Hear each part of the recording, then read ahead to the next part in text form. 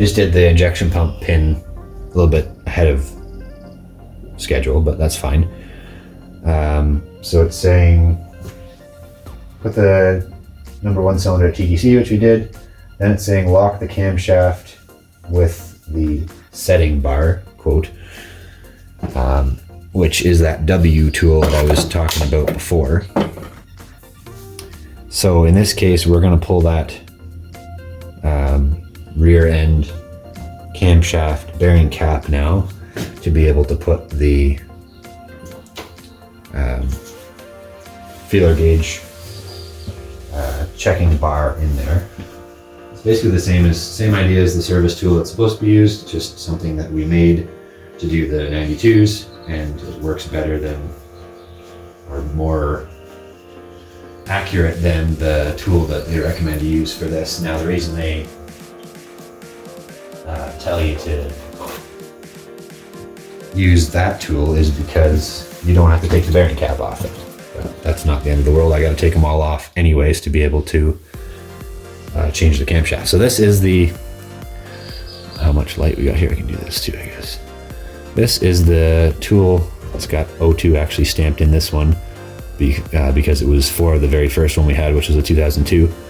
But it's exactly the same thing as we have for the 92 1.6 turbo diesels.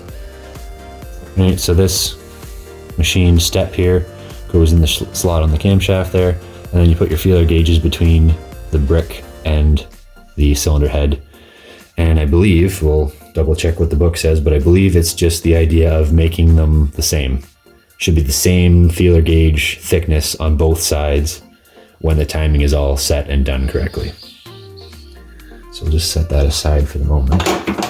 Let's get the bearing cap off here, which is also a 13 millimeter.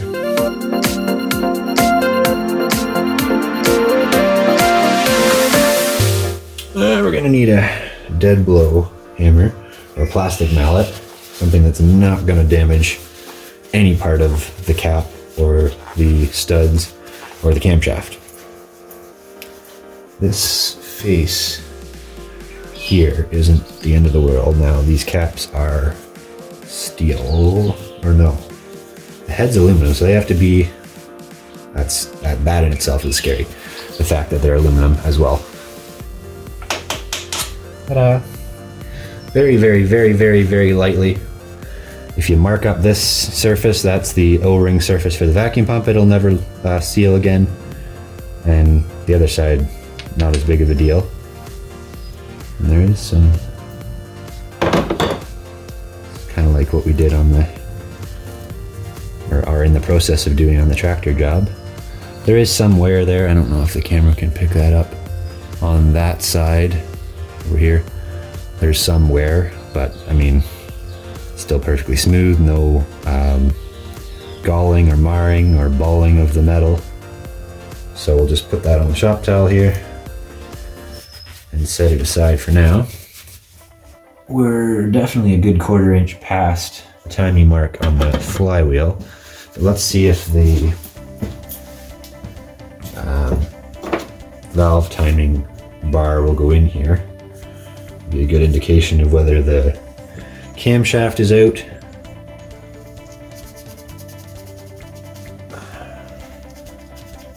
Not a bad idea to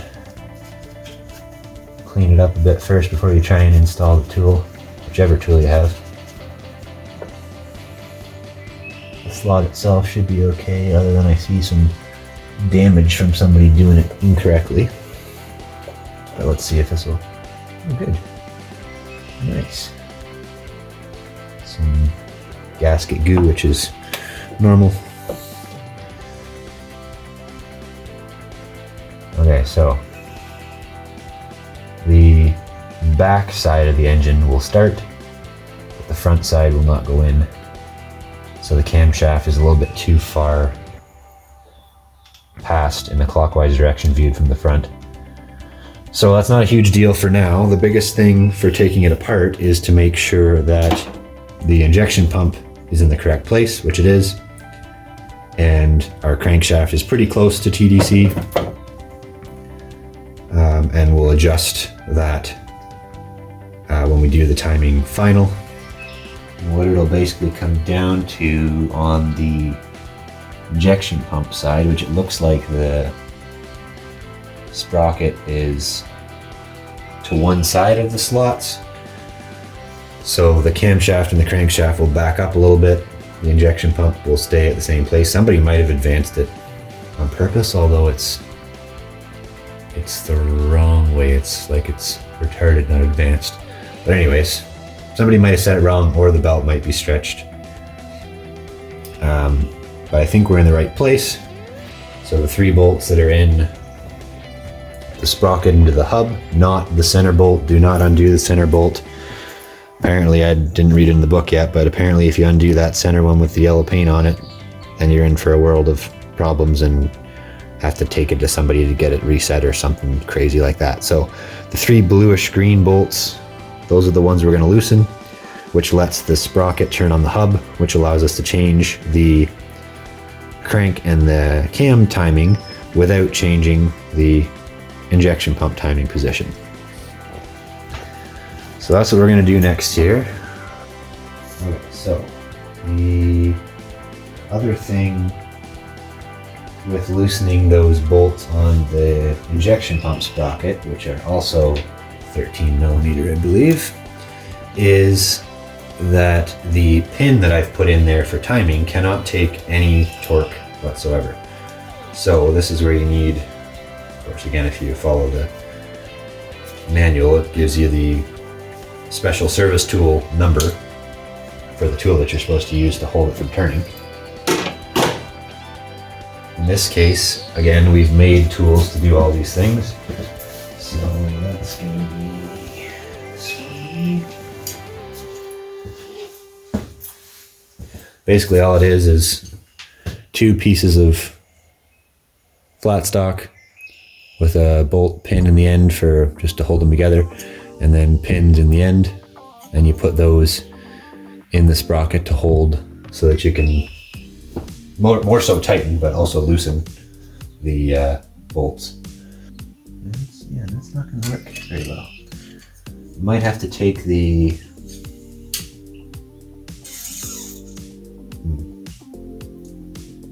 we could take the timing pin back out, because I can still turn the, actually I should bring this around here.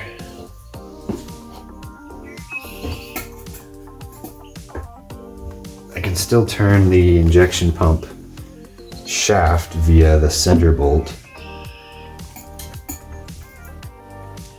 whereas once you loosen the camshaft sprocket, for example, you can't turn the camshaft other than to grab onto it with something or use the slot for the timing, which I would not recommend. Okay, so it says lock it with the pin and then loosen, so I don't know how you do that though. I guess if I held the tool from the bottom, I could do 2 of them, and then hold the tool from the top and do the other 2. Okay.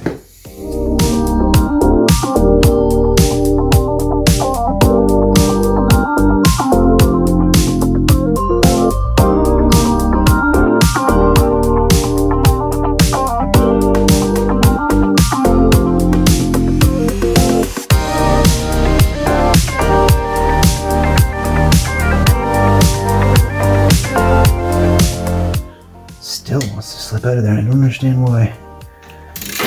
You stupid piece of crap.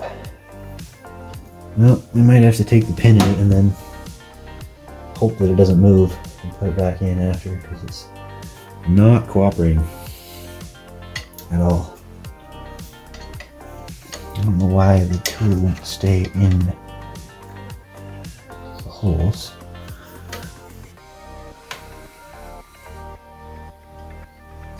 Slip out of there. I don't understand that at all. Oh, unreal. Unreal. Nope. That is not going to get out of here. that is not going to work very well. So I'm going to figure that out and then we'll be back. All right, so I was just being too nervous, I guess, trying not to damage this very delicate timing pin. So all I did was take it out, crack the nuts or bolts loose with the ratchet, nothing holding it. They're not very tight. They're only like 15 foot-pounds plus a quarter turn or something. So 20 is what we normally do. So I cracked them all loose and then just snugged them, put the pin back in. So now I should be able to just very carefully here, without letting anything turn, crack them loose again, like so. Oh, and yeah, we got a little bit on the pin, never fails. This is probably not big enough. What's that gonna be, 21? Ooh, it's 22, jeez.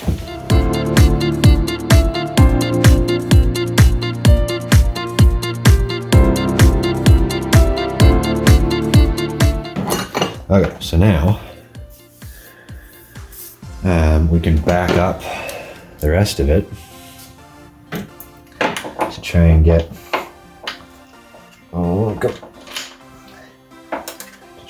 our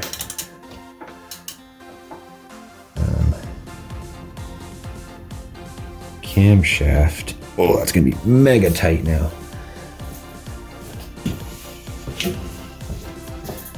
Get our camshaft and crankshaft in the right place.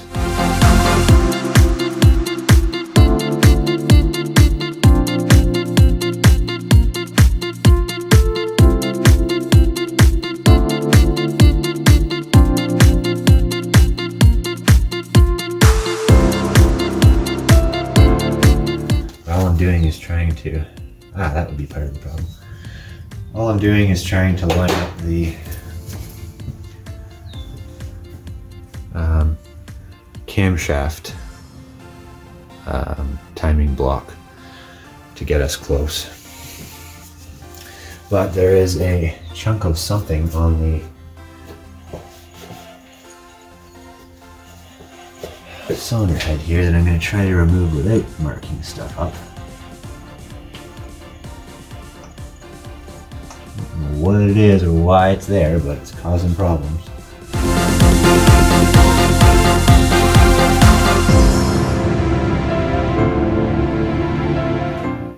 Snug as heck, but it goes in. We're definitely a little bit too far past. And yeah, the crank says we're quite a bit past. But we'll get the camshaft lined up here with the tool in there. I mean, it's in now, but I'd like to see it not quite so snug on this side.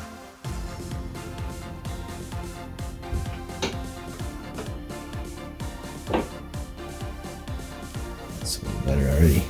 And somehow I have anti-seize all over me now. Much better. Okay, so leave that in there for now. How are we down here? Not bad. We're like maybe a 1/16 of an inch off of the mark, so the cam and the crank aren't too bad relative to one another, but the injection pump was definitely way out from the rest of the stuff. Oh, that's tight. Man, not supposed to be. Oh, wow.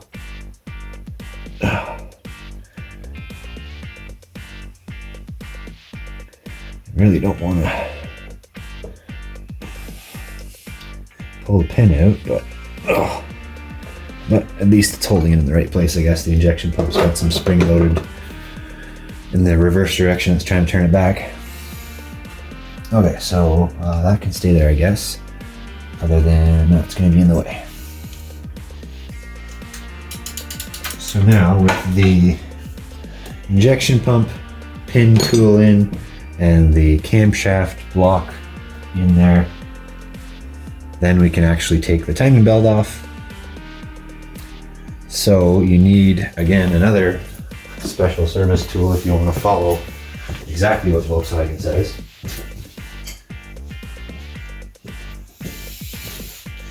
But we've just got another pair of,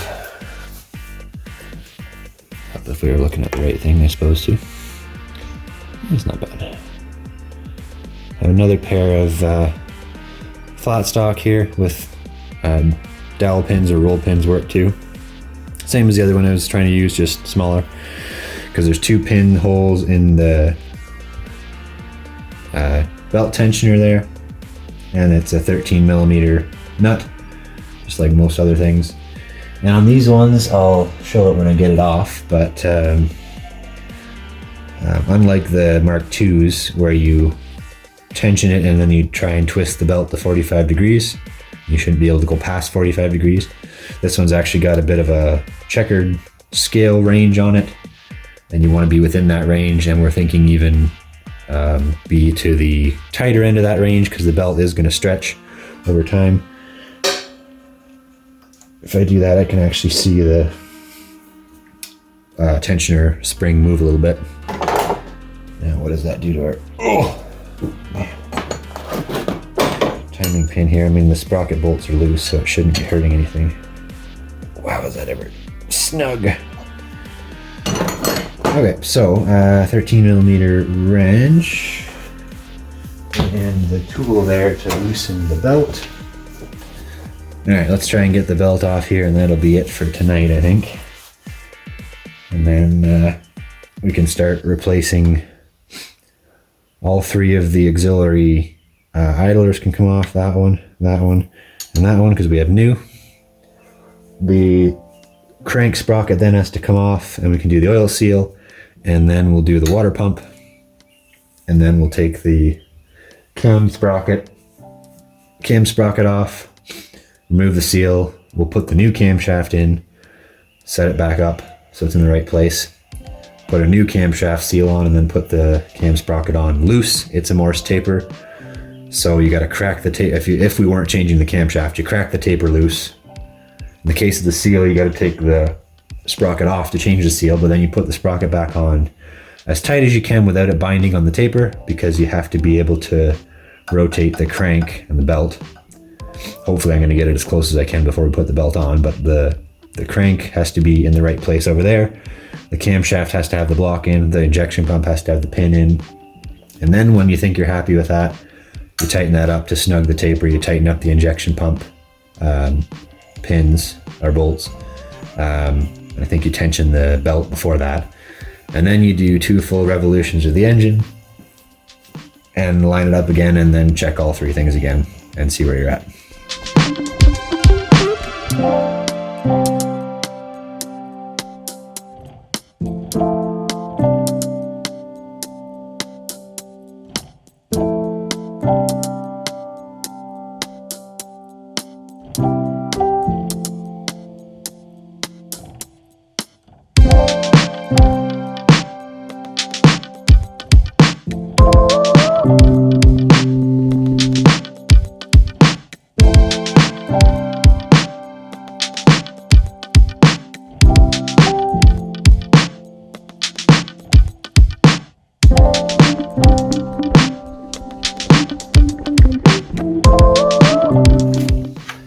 But anyway, well, not much to see there. I'll fight with that and we'll pick up again tomorrow.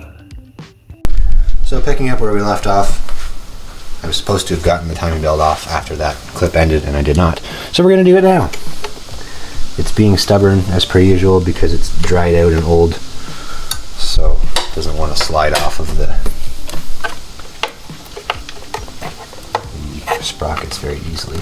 Oh my goodness, and you just have to coax it. Grab the little one that looks like a nail remover.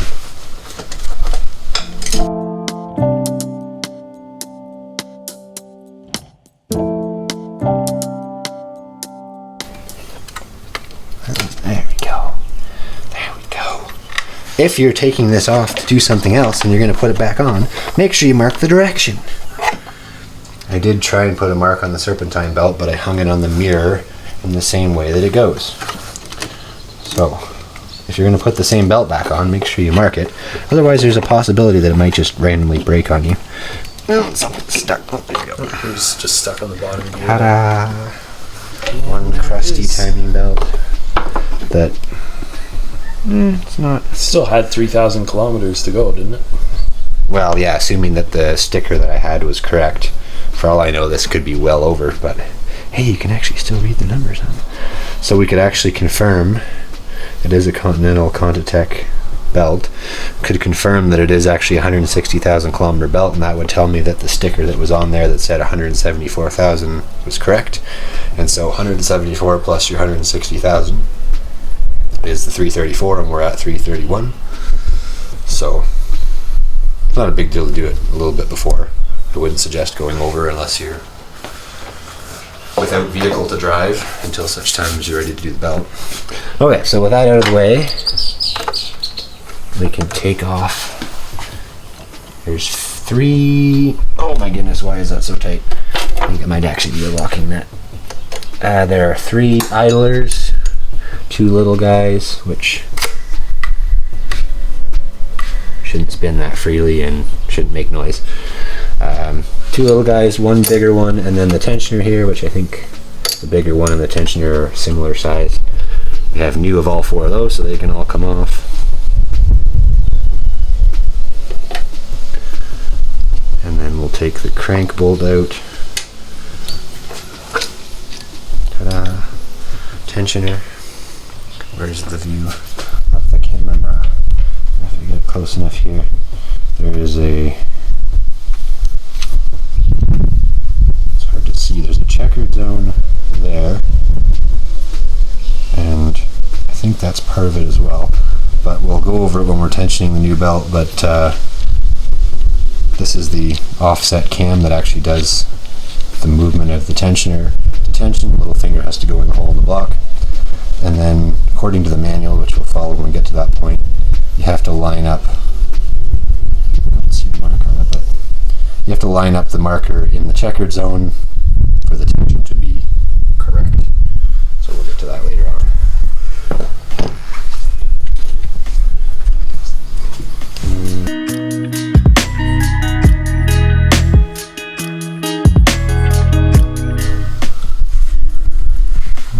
Washer on both sides, and it's just a bearing. This one's not bad, but it is fairly loose.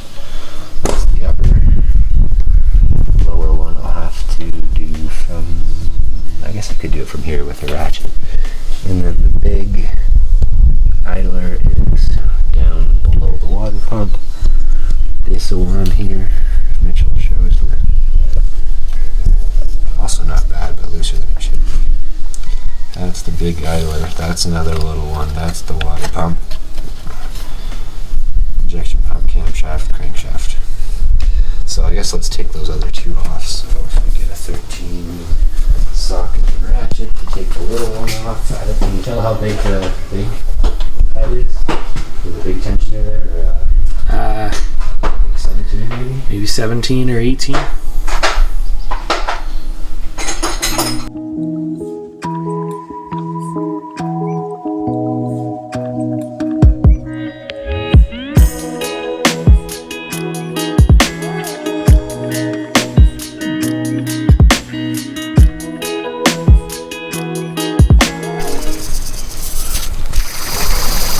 Make any noise, shouldn't spin that long.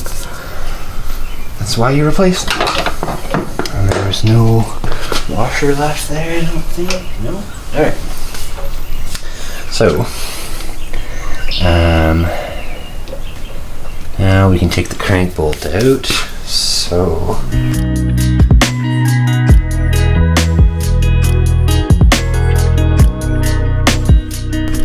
what size is that? And it's threaded all the way. We get a new one of these because they're a stretch bolt. It's like, I don't know, like 90 foot-pounds plus a half a turn or something ridiculous. So, and unlike certain other components, you're not going to take a chance on that on your engine, making up a torque value.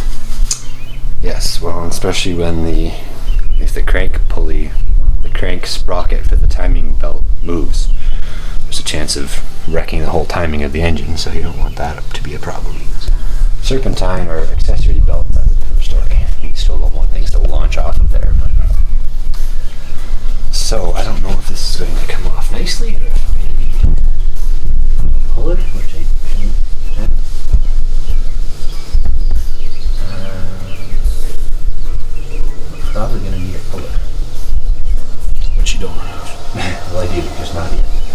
cut, I'll get puller and fasteners and we'll try again. Alright, so background information from the guy who's done several.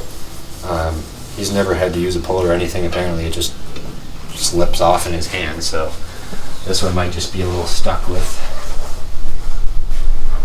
dried oil perhaps. So I don't want to deform this hub center here because that's the centering for the harmonic balancer, but I'm just going to try tapping a little bit as well as pulling at the same time. Let's see if by chance it'll cooperate. Probably not. Oh, there we go. Ta-da! So yeah, I just had some kind of dried oil mixed with dirt stuck on the inside, so that lower crank seal was starting to leak, which is why we do it. Nobody else does it when they do a timing belt usually, unless they are super thorough. So that's why we always do crank seal, because it's not worth ruining a brand new belt if it decides to start leaking later. So we'll put that up here. So we don't need that anymore, which is good. So the next step, when we get to this next, will be to actually try and remove the old crankshaft seal there without damaging either the crankshaft itself or the sealing surface around that. If you do either, then the new seal is not going to seal anyways. You put a new seal in, and then the next step after that is to replace the water pump, which is the small sprocket just below the injection pump. That's going to make a big mess of coolant, so do the oil seal first, because otherwise you have a hell of a time trying to get the coolant off to then clean up to put a new oil seal in. And then after that, the camshaft will be the next thing. So the camshaft sprocket will come off. The camshaft itself we're going to take out because I have another one to put in, stage 2. We'll do a new camshaft seal at the same time. And then once that's back in with a couple of the bearing caps holding it, then we can actually put the new idlers on, put the new belt on, put the new tensioner on, and set the camshaft in the right place with the block and the feeler gauges. We'll go over that when we get to that point. The injection pump is already held by its pin. The crankshaft through the bell housing inspection plug needs to be set exactly on the mark. And then we tighten up the belt tensioner, turn the engine 2 revolutions by hand. Tighten up the belt tensioner, tighten up the cam sprocket, which will be loose at that point so we can adjust, and tighten up the injection pump sprocket, otherwise none of it's going to work. Then rotate the engine 2 full revolutions in direction of rotation to make sure that everything feels and sounds okay. And then we try and put everything back in, all of the pins and check blocks, and see how close we got. So that's the rundown for the next part, and we'll get back to it as soon as we can.